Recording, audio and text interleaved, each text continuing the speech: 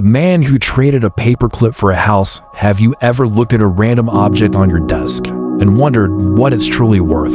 I mean, really worth. What if I told you that something as small and insignificant as a red paperclip could be the key to unlocking a dream? This isn't a fairy tale. It's the absolutely true story of Kyle MacDonald, a guy who, armed with nothing but a single red paperclip and a wild idea, embarked on a journey that would capture the world's imagination. It all started back in 2005. Kyle was a 26-year-old from Montreal, living in an apartment with his girlfriend and working odd jobs. He was looking at his desk one day and spotted it, a simple red paperclip. In that moment, an idea sparked, inspired by a childhood game called Bigger and Better. The rules are simple. You start with a small item and keep trading it for something slightly bigger or better until you reach your goal. Kyle's goal? It was audacious, almost unbelievable. He wanted to trade his way from that one red paperclip all the way up to a house. So, what do you do when you have a crazy idea in the mid-2000s? You start a blog. Kyle created one red paperclip, documenting his quest. His first post was simple. He put a picture of the paperclip online and invited people to trade. He made it clear he wouldn't accept just anything. It had to be a step up. He was willing to travel for the right trade, but the other person had to come to him for the initial exchange. For 2 long weeks, there was silence. People probably thought he was nuts, but then an offer came in. 2 young women from Vancouver saw his blog and offered him a fish-shaped pen. In exchange for his paperclip, Kyle accepted. The journey had begun. He had officially traded one red paperclip for a pen that looked like a fish. It wasn't a house, but it was progress. Kyle's next trade came quickly. He traded the fish-shaped pen for a handmade ceramic doorknob with a funny face on it. This trade was with a potter in Seattle. From there, the trade started getting bigger and, frankly, weirder. The quirky doorknob was traded for a Coleman camp stove. The camp stove was then traded for a 1,000-watt Honda generator.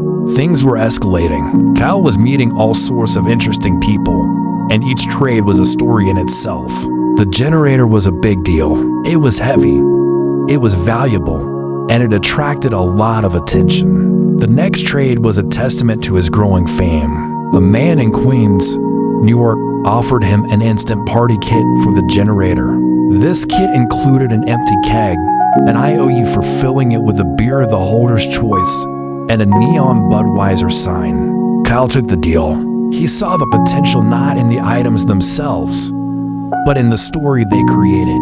He then traded the instant party kit to a Quebec comedian for a Ski-Doo snowmobile. A snowmobile from a paperclip. The story was now going viral.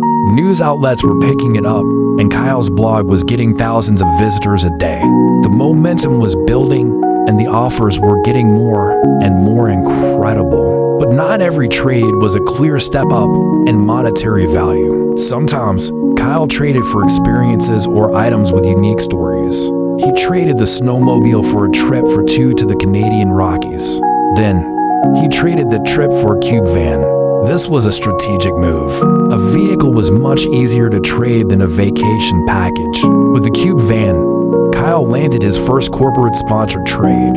A recording company in Toronto traded him a recording contract for the van. Now, Kyle isn't a musician, but the contract itself was a tradable asset. He leveraged its perceived value to secure his next deal. 1 year's rent-free living in an apartment in Phoenix, Arizona. From there, the trades became even more high-profile. He traded the year in Phoenix for an afternoon with the rock star Alice Cooper.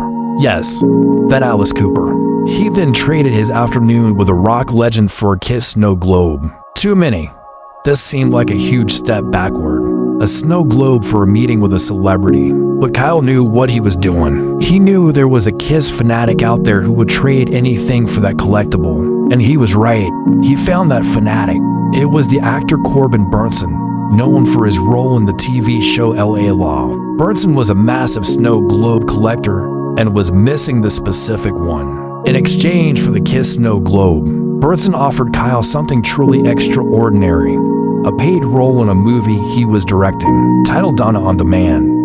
A movie role. This was the big one. It was unique. It was valuable, and it was the kind of thing that could be traded for almost anything. Kyle had turned a simple red paperclip into a speaking part in a Hollywood film. The world was watching.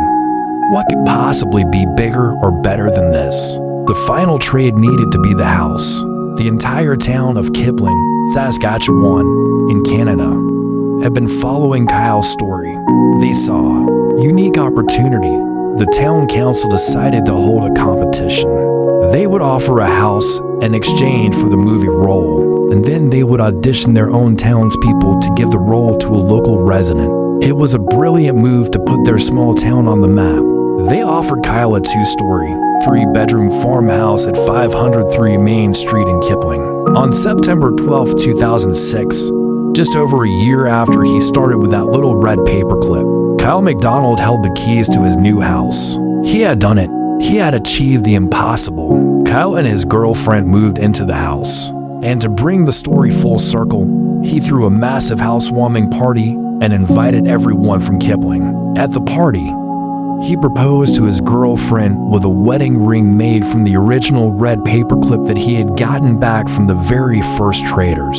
The story of the one red paperclip is more than just a series of clever trades. It's a powerful lesson about persistence, creativity, and the amazing things that can happen when you connect with people. Kyle didn't just trade items. He traded stories. He built a community around his quest and showed that with a little bit of imagination and a lot of hustle, you can turn the most ordinary object into an extraordinary opportunity. It proves that value isn't just about money.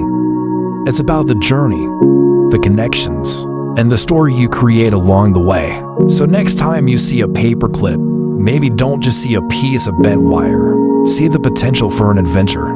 Thank you so much for watching. If you enjoyed this incredible story, please hit the like button and subscribe to the channel for more amazing true stories you won't believe.